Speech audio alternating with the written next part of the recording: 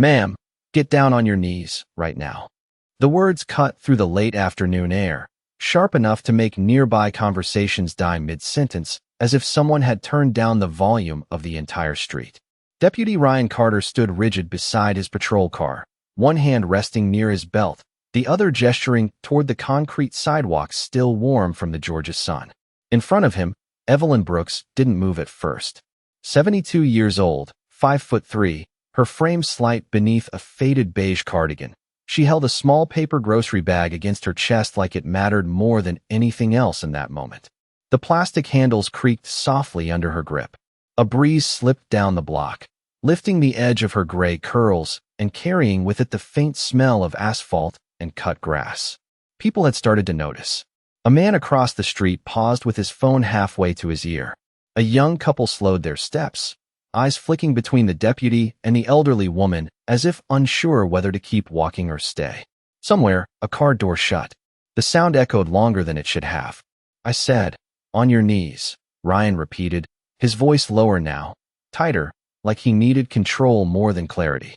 Evelyn blinked once, her gaze steady but tired, the kind of tired that didn't come from one day but from years of being told to explain herself. "Officer," she said quietly, her voice carrying just enough to reach him, "I paid for these." She shifted the bag slightly, revealing a loaf of bread, a carton of milk, and a small jar of peanut butter nestled inside. The receipt was folded neatly between her fingers, edges worn from being held too tightly. Ryan didn't look at it.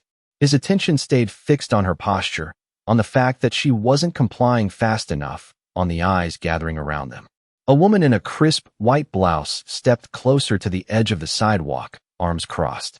"I saw her lingering by the counter," she said, not loudly, but loud enough. The statement hung there, thin and fragile, yet somehow heavier than truth. Evelyn turned her head slightly toward the voice, then back to Ryan. For a brief second, something flickered in her. Expression, not fear, not anger, but something quieter, like resignation wrapped in dignity. Slowly, carefully, she bent her knees. The motion was deliberate, controlled, as if she refused to let the ground take anything from her she didn't choose to give. The paper bag slipped. One corner tore with a soft rip, and the loaf of bread rolled free, bumping once against the concrete before coming to rest near the edge of the curb. No one moved to pick it up. The street felt suspended, every sound dulled except the faint crackle of the deputy's radio and the distant hum of traffic 2 blocks away. Evelyn steadied herself, one hand brushing against the pavement for balance. The heat seeped through the thin fabric of her slacks, but she didn't flinch. She lifted her chin just slightly, enough to meet Ryan's eyes again. There was no challenge in it, no defiance, only presence. As if she was reminding him, and everyone watching, that she was still a person, still someone's mother, still someone who belonged somewhere beyond this moment. Ryan exhaled through his nose, tension tightening his jaw as the weight of unseen judgment pressed in from every direction. He reached for the cuffs at his belt, the metal catching a sliver of sunlight, flashing once like a warning. And for a heartbeat, the entire street held its breath.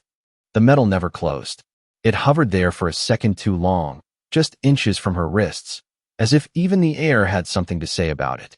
Evelyn Brooks remained on her knees, her spine straight despite the uneven sidewalk pressing through the thin fabric of her clothes. Up close, the lines on her face told stories no one on that street had asked to hear. Not loud stories, quiet ones. The kind built over decades of early mornings and late nights, of working jobs that never made headlines but kept lights on and food on tables. Her fingers loosened slightly around the torn grocery bag, and she carefully set it down beside her, as if placing it somewhere safe might restore a piece of order to the moment. The receipt was still in her hand, folded, creased, but intact. She looked at it for a brief second, then held it out again, not toward the crowd, not toward the woman who had spoken, but toward Ryan. "It is all there," she said, her voice steady, almost gentle. Every item. The words did not plead. They did not rise. They simply existed. A man standing near a parked pickup truck shifted his weight, glancing down at his boots before looking away entirely. A teenager across the street lowered his phone just slightly, uncertainty replacing the curiosity that had drawn him in. The moment was stretching now, not with noise, but with something heavier, something harder to ignore. Ryan's jaw tightened as he glanced briefly at the receipt, but did not take it. His focus flickered past it, past her, toward the growing awareness around him. Authority, once asserted, had to be maintained. That was the rule he had learned, the rhythm he trusted. And yet, something about the way she held that small piece of paper, like it carried truth no one wanted to acknowledge, unsettled him in a way he could not name. Evelyn shifted her weight slightly, one knee adjusting against the pavement. A faint breath escaped her, not a complaint, just the body reminding itself it was still there. She turned her head just enough to notice the loaf of bread resting near the curb. For a moment, her eyes softened. Then, slowly, she leaned forward, reaching for it with care, brushing a speck of dust from its surface before placing it gently back into the torn bag. The motion was quiet, deliberate, almost ceremonial, as if dignity could be restored through small acts when everything else tried to take it away. The sun dipped lower, casting longer shadows across the street. The patrol car's lights reflected faintly in the nearby storefront window, not flashing, just present, like a silent witness. Somewhere in the distance, a dog barked once, then stopped. Tom did not move the way it usually did. It lingered. Evelyn lifted her gaze again, meeting Ryan's eyes not with resistance, but with something far more disarming. Patience, the kind that did not rush to be understood, the kind that waited. And in that stillness, the question no one had spoken began to settle into the space between them, pressing quietly against everything that had led to this moment. Ryan Carter had been trained to read situations in seconds, to assess tone, posture, movement, and risk, but this did not feel like any scenario that had been written into a manual. The longer the silence stretched, the more aware he became of every detail around him. The faint buzz of a streetlight preparing to flicker on, the reflection of his own uniform in the glass window behind Evelyn, the subtle shift in the crowd as people leaned not forward, but back, creating distance without stepping away. Control, he reminded himself, was not just about action, it was about presence, about not letting a moment slip into something undefined. He straightened slightly, adjusting his stance, his hand lowering just enough from the cuffs to rest against his belt again, a gesture meant to re-establish balance, even if only for himself. "You were reported," he said, his voice measured now, less sharp, but still firm, as if each word had to carry weight to justify everything that had already happened. Suspicious behavior inside the store. The phrase sounded rehearsed, familiar, something he had said before in different places, to different people. But here, in this moment, it landed differently, like it was searching for something to hold on to. Evelyn listened without interruption, her eyes steady, not challenging, not retreating, simply present. "I understand," she replied after a pause, her tone calm, almost reflective. But understanding does not always mean it is true. The words settled between them with a quiet certainty, not loud enough to provoke, but strong enough to linger. Ryan glanced briefly toward the woman who had spoken earlier, but she had already stepped back, her confidence dissolving into the anonymity of the crowd, her voice no longer part of the scene she had helped create.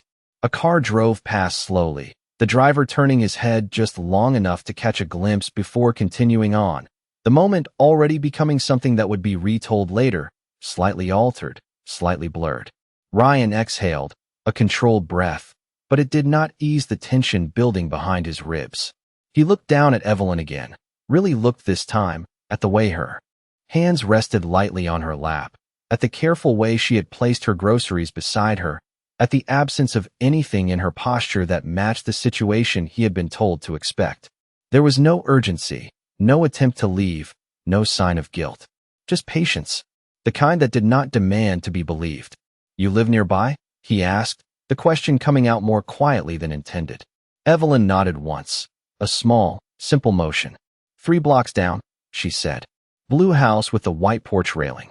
I have been there for over 30 years. 30 years. The number lingered, stretching beyond the boundaries of the moment, reaching into a history Ryan had not considered when he first stepped out of his patrol car. He shifted his weight slightly, the ground beneath his boots suddenly feeling less solid than before, as if certainty itself had thinned. Somewhere behind him, his radio crackled faintly, a distant voice calling out a routine update. Something about traffic 2 streets over. Something ordinary, something that belonged to a world where things made sense. He did not respond. His attention remained fixed on the woman in front of him, on the quiet contradiction she represented to everything he had assumed. The street, once filled with tension, had changed its shape. Not relaxed, not resolved, but different. The kind of different that could not be undone by simply moving on. And in that shifting space, Ryan felt something unfamiliar press against his certainty. Not doubt exactly, but the beginning of it, like a crack forming in something he had always believed was unbreakable. The air shifted again, not with sound, but with expectation, as if the moment itself was waiting to see what he would do next. Ryan Carter glanced down the street, then back at Evelyn, and something in his posture tightened, not from certainty, but from the pressure of being watched. Authority did not exist in isolation. It lived in the eyes of others, and right now, too many eyes were asking questions he was not prepared to answer. He cleared his throat lightly, the gesture small but deliberate, and stepped half a pace closer, careful, controlled, as though movement alone could restore the order he felt slipping. "Ma'am," he said, his tone measured, choosing each word with more care than before. "I need you to stand up." The request hung differently than the commands that had come before. It was not softer, not exactly, but it lacked the sharp edge that had cut through the air earlier. Evelyn looked at him for a moment, studying his face the way one might study a reflection that did not quite match what was expected. Then she nodded once. Slowly, she placed one hand on her knee, the other pressing lightly against the ground, and began to rise. The motion was steady but deliberate, her body taking its time, not rushing, not apologizing for the years it carried. As she stood, the faint sound of fabric shifting filled the quiet space, and when she reached her full height, she adjusted her cardigan with a small, practiced motion, restoring herself piece by piece. She did not brush off the dust on her knees right away. Instead, she reached down first for the grocery bag, gathering it carefully, tucking the loaf of bread back inside as best as she could despite the tear. Only then did she straighten fully, her shoulders settling into place, her presence calm, grounded, unchanged. Ryan watched the entire movement, his expression unreadable, but his eyes sharper now, as if trying to reconcile 2 different versions of the same situation. "Do you have identification with you?" he asked, the question coming out almost automatically, a step in a process he knew well, something structured, something that did not require interpretation. Evelyn nodded again and reached slowly into the pocket of her cardigan. The movement was unhurried, transparent, her hand emerging with a worn leather wallet that had softened with time. She opened it carefully and held out a driver's license, the edges slightly faded, the photo older but unmistakably her. Ryan took it, his fingers brushing against the card, and for a brief second, the contact grounded the moment in something tangible. He looked down at the license, reading the name, the address, the expiration date, each detail aligning quietly with what she had already said. 3 blocks down. Blue house. 30 years. It was all there. The facts did not argue. They did not hesitate. They simply existed. A faint murmur rippled through the edges of the crowd, not loud enough to form words, but enough to signal a shift, a subtle recalibration of what people thought they were witnessing. Ryan felt it. He could not ignore it. He handed the license back, slower than he had taken it, his movements more deliberate now, as if each action carried weight beyond itself. "All right," he said, though the word did not resolve anything. It hovered, incomplete. Evelyn accepted the card, slipping it back into her wallet with the same care she had shown her groceries, then returned her gaze to him. There was no triumph there, no relief, just quiet steadiness, the kind that did not need acknowledgement. Behind them, the sky had begun to soften, the late afternoon light turning warmer, stretching shadows across the pavement like long, silent witnesses. And in that light, the distance between what had been assumed and what was now undeniable became impossible to ignore. The word, "all right," did not land the way Ryan expected. It did not close the moment or release the tension. Instead, it seemed to echo back at him, hollow, as if the street itself was asking what came next. He shifted his stance again, glancing briefly toward the patrol car, then back at Evelyn, as though searching for something procedural to anchor himself to. "There was a report," he said, his voice firmer now, reaching for structure, "and I am required to follow through." The explanation sounded more like something he needed to hear than something she needed to understand. Evelyn adjusted her grip on the torn grocery bag, her fingers smoothing the crease along the side where it had split, as if restoring it mattered, even now. "I understand procedures," she replied softly. "I have lived long enough to see many of them." There was no accusation in her tone, only a quiet truth that settled deeper than anything spoken before. A car slowed at the corner, the driver lingering just long enough to watch before moving on, leaving behind a faint hum of tires against pavement. The crowd had not grown, but it had not disappeared either. It lingered at the edges, a silent witness, unwilling to step forward but unable to look away. Ryan felt it pressing in, that unspoken expectation, that question hanging in the air without words. He reached for his radio, pressing the button briefly, his voice low as he requested a confirmation on the call that had brought him here. The response came through in static-laced fragments, routine, detached, offering no clarity beyond what had already been said. Suspicious activity. Possible theft. No further detail. The words felt thinner now than they had moments ago. He lowered the radio slowly, his fingers tightening slightly around it before releasing. Evelyn watched him, not with impatience, but with a stillness that made everything around her feel louder by comparison. She shifted her weight just enough to ease the strain in her knees, then stood fully upright again, her posture composed, her presence unchanged. "Officer," she said gently, "may I go home now?" The question was simple, but it carried something more, not a challenge, not a demand, but a quiet assertion of belonging. Ryan hesitated. The pause stretched longer than it should have, long enough for the weight of it to be felt by everyone watching. He looked past her for a moment, down the street she had described, as if he might somehow see the blue house with the white porch railing from where he stood. He could not. But the image lingered in his mind anyway, vivid, grounded, real in a way the initial report had not been. A faint breeze passed through again, lifting the edge of Evelyn's cardigan, brushing against the loose strands of her gray hair. The torn edge of the grocery bag fluttered slightly, a quiet reminder of everything that had already happened. Ryan took a breath, deeper this time, as if steadying himself against something internal rather than external. "Just a moment," he said, though he was no longer certain what that moment was meant to accomplish. He stepped back half a pace, creating a small space between them, not distance, but a shift, subtle yet noticeable. The authority in his posture had not vanished, but it no longer filled the space the same way. It had been replaced, at least in part, by something less certain, something searching. Evelyn did not move to leave. She simply waited, her hands resting lightly against the grocery bag, her gaze steady, her presence unshaken. And in that waiting, the imbalance that had defined the moment began to tilt, not dramatically, not loudly, but undeniably, as if something unseen had shifted just enough to change everything that would follow. The moment did not break. It softened. The tension that had once pressed sharply against every surface now settled into something quieter, heavier, like humidity before a storm that never quite arrived. Ryan Carter stood still, his hand resting near his belt, not gripping, not reaching, just there, as if unsure what to do with it now that certainty had slipped out from under him. The street around them seemed to exhale slowly. A passing car rolled by at no more than 15 miles per hour, its engine low, almost respectful, as though even movement needed to be quieter here. Evelyn Brooks did not shift her stance. She stood with the same quiet balance she had held from the beginning, her grocery bag gathered carefully in her hands, the torn edge folded inward to keep what mattered from falling out again. The sunlight had changed, stretching longer across the pavement, turning the ordinary gray concrete into something warmer, softer, almost forgiving. It caught the silver in her hair and held it there, steady, unmoving.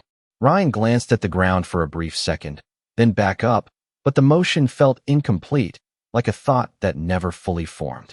He had asked for a moment, but the moment had given him something else instead. Not answers, not direction, just space. And in that space, the weight of everything that had led here settled in quietly, without accusation, without noise, but impossible to ignore. Behind him, his patrol car sat idle, its presence no longer commanding the scene the way it had minutes ago. It was just a vehicle now, a piece of metal reflecting the fading light. The radio remained silent. No new calls. No urgency pulling him away. Just this. Evelyn's gaze drifted slightly past him, down the street that led toward her home. Not in impatience, not even in expectation, but in recognition. That direction meant something. It held years. Memories. Familiar steps taken 1,000 times without question. She breathed in slowly, the kind of breath that settles deep and stays there for a moment before letting go. When she exhaled, it was almost soundless, but it carried something steady with it. Ryan noticed it. Not the breath itself, but the absence of tension in it. The absence of fear. It did not match the situation he had stepped into. It did not match the narrative he had been handed. And yet, it was the only thing in front of him that felt real. A leaf skittered across the pavement between them, pushed by a light breeze, spinning once before coming to rest near his boot. The small movement drew his eyes downward again, just for a second, but when he looked back up, something in his expression had shifted. Not dramatically, not enough for anyone to point to, but enough to feel. Enough to change the way he stood, the way he breathed, the way he looked at the woman in front of him. Evelyn adjusted her grip on the bag once more, not because she needed to, but because it was something she could control. Her hands moved with quiet precision, folding, holding, keeping things together. The gesture was simple, almost invisible, but it carried a kind of strength that did not ask to be seen. The street remained still, not frozen, but settled, as if everyone present understood, without saying it, that something had already changed. And in that stillness, the distance between authority and understanding narrowed just enough to be felt, like the first step across a line no one had realized was there until now. The sound came first, soft but distinct, the low hum of an engine approaching from down the block, steady and controlled, not hurried, not uncertain. It slipped into the quiet like a ripple across still water, subtle at first, then impossible to ignore. Ryan Carter's attention shifted instinctively toward it, his head turning just slightly as a dark sedan eased into view, its polished surface catching the fading sunlight in long, clean lines. The vehicle did not rush. It moved with intention, slowing as it neared the scene, as if it already understood that something here required precision, not force. Evelyn Brooks noticed it too, though her reaction was different. There was no tension in her shoulders, no tightening of her grip on the grocery bag. If anything, something in her posture settled even further, like a weight she had been carrying quietly had just been acknowledged without a word. The car came to a smooth stop along the curb, no more than 10 feet away. The engine idled softly, a quiet presence rather than a disruption. For a brief moment, nothing happened. The door did not open immediately. The street seemed to pause again, holding that thin line between anticipation and reality. Then the driver's side door opened with a muted click. A man stepped out, tall, composed, dressed in a tailored charcoal suit that contrasted sharply with the casual stillness of the street. His shoes met the pavement with a soft, measured sound, each step deliberate as he closed the door behind him without looking away from the scene in front of him. His gaze moved first to Evelyn, not scanning, not questioning, but recognizing. Then it shifted to Ryan, steady, calm, unhurried. There was no rush in him, no visible anger, no raised voice. Just presence, the kind that did not need to announce itself. He walked forward, the distance between them closing with quiet certainty, the faint sound of his footsteps marking each second more clearly than any words could. Ryan straightened slightly, his posture adjusting without conscious thought, as if responding to something he could not yet define. The man stopped just a few feet away, close enough for the details to settle into place, the clean lines of his suit, the subtle glint of a watch at his wrist, the calm steadiness in his expression. He looked at Evelyn again, and in that single glance, something unspoken passed between them, something rooted far deeper than the moment unfolding on the street. Then he spoke, his voice low, controlled, carrying without force. "Mom." The word did not echo loudly, but it landed with unmistakable clarity, cutting through the assumptions that had shaped everything until now. The crowd shifted almost imperceptibly, the quiet murmur at the edges returning, this time different, this time searching for meaning in what had just been revealed. Ryan felt it immediately, the shift in weight, not physical, but something deeper, something that moved beneath the surface of the moment. He looked from the man to Evelyn, then back again, the connection forming not through explanation, but through the undeniable certainty in that single word. Evelyn turned her head slightly toward her son, her expression softening in a way it had not before, not because she had needed saving, but because she had been seen, truly seen. And in that instant, the balance that had once defined the encounter did not just tilt. It changed entirely. The word did not need to be repeated. It lingered in the air with a quiet authority that no raised voice could have matched. Ryan Carter felt it settle somewhere deeper than sound, somewhere that shifted the structure of the moment itself. He straightened fully now, not out of command, but out of awareness, his posture adjusting as he looked between Evelyn and the man standing beside her. The difference was immediate, undeniable. The man stepped closer, his presence calm, measured, his eyes never leaving Ryan's. There was no aggression in them, no urgency, just a steady clarity that carried its own weight.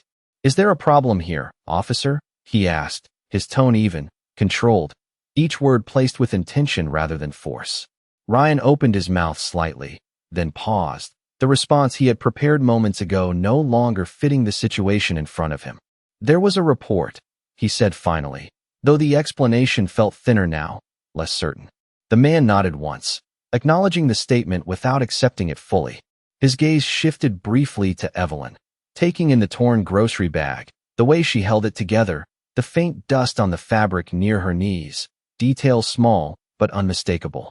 When he looked back at Ryan, something in his expression sharpened, not in anger, but in focus. "My name is Daniel Brooks," he said calmly. "I serve as a federal judge in this district." The words were not delivered as a threat. They were offered as fact, steady and grounded, like a line drawn quietly but firmly across the moment. The effect was immediate. Ryan felt it in the tightening of his chest, in the way the edges of the situation snapped into sharper definition. The assumptions that had guided his actions moments ago now stood exposed, fragile under the weight of what he had not known. Around them, the subtle murmur at the edges of the crowd shifted again, quieter this time, more contained, as if even curiosity had taken a step back. Daniel did not raise his voice. He did not step closer. He simply stood there, present, composed, his attention unwavering. "I would like to understand why my mother was asked to kneel on this sidewalk," he continued, his tone unchanged, but the question carried something deeper now, something that reached beyond procedure and into principle. Ryan hesitated. The answer existed, but it no longer held the same certainty it had when the moment began. He glanced briefly at Evelyn, then back at Daniel, the space between them no longer defined by authority, but by accountability. "There was a concern raised," he said, the words slower now, more deliberate. Daniel nodded again, absorbing the response, then let a brief silence follow, not to pressure, but to allow the weight of it to settle. Evelyn placed a gentle hand on her son's arm, the touch light, grounding. "It is all right," she said softly, her voice carrying a calm that did not need permission. He was doing his job. Daniel looked down at her, and for a moment, the formality in his posture eased, replaced by something more personal, more human. Then he returned his gaze to Ryan. "Doing a job," he said quietly, "and doing it justly are not always the same thing." The statement did not accuse. It clarified. Ryan felt it land, not as a blow, but as a realization, something that could not be dismissed or ignored. He lowered his gaze briefly, then looked back up, his expression changed in a way that could not be undone. The street remained still, the fading light casting long shadows around them, but the silence now carried a different meaning. Not tension, not uncertainty, something closer to understanding, though not yet complete. And in that space, the moment that had begun with control had shifted into something else entirely, something that asked not for dominance, but for reflection. The silence did not demand anything more. It simply stayed, settled between them like a truth that no one could step around anymore. Ryan Carter let out a slow breath, the kind that carried weight with it, and for the first time since he had stepped onto the sidewalk, his shoulders eased, not in defeat, but in recognition. He looked at Evelyn Brooks, really looked this time, not as a subject of a report, not as a situation to manage, but as a person standing in front of him with a life that extended far beyond this moment. The torn grocery bag in her hands, the careful way she held it together, the quiet steadiness in her posture, none of it matched the version of events he had been prepared for.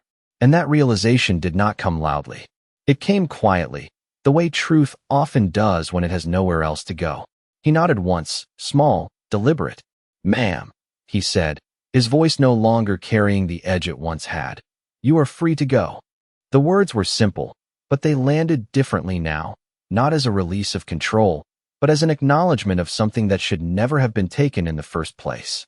Evelyn met his eyes for a brief moment, and there was no triumph there, no need to mark the shift. She only inclined her head slightly, a gesture of acceptance rather than victory. Her hand remained on her son's arm, light but steady, grounding both of them in the same quiet understanding. Daniel Brooks did not speak. He did not need to. He simply stood beside her, his presence unchanged, his gaze calm, holding the moment without pressing it further. Evelyn adjusted the grocery bag once more, tucking the loaf of bread securely inside, folding the torn edge inward with care, as if restoring something small could still matter after everything that had happened. Then she took a step forward, not away from Ryan, but past him, moving in the direction she had known all along. Daniel followed beside her, not leading, not guiding, just there. The two of them walked down the sidewalk. Together, their pace unhurried, their steps steady, the distance between them and the moment behind them growing with each quiet second. The crowd began to shift, not all at once, but gradually. People turning away, returning to their own lives, carrying with them a version of what they had witnessed that would linger longer than they expected. A car door closed somewhere down the block. A conversation resumed, softer than before. The street found its rhythm again, but it was not the same rhythm it had held earlier. Ryan remained where he was, his hands resting at his sides, the weight of the moment settling in fully now that it was no longer unfolding. He glanced once toward his patrol car, then back down the street where Evelyn and Daniel had already moved farther away, their figures framed by the long stretch of evening light. He did not call after them. He did not move to follow. He simply watched until they turned the corner, disappearing into the neighborhood that had always been hers. The last thing that remained was the quiet. Not empty, not hollow, but full in a way that did not need explanation. The fading sunlight reflected off the pavement, casting a soft glow where the moment had taken place. And in that light, something had been left behind, not visible, not spoken, but undeniable. Ryan stood there for a few seconds longer, then lowered his gaze briefly before turning back toward his car, the sound of his footsteps softer now, measured in a way they had not been before. And the street, though unchanged in appearance, held the echo of what had passed through it, a quiet reminder that some moments do not end with noise, but with understanding that lingers long after everything else has moved on.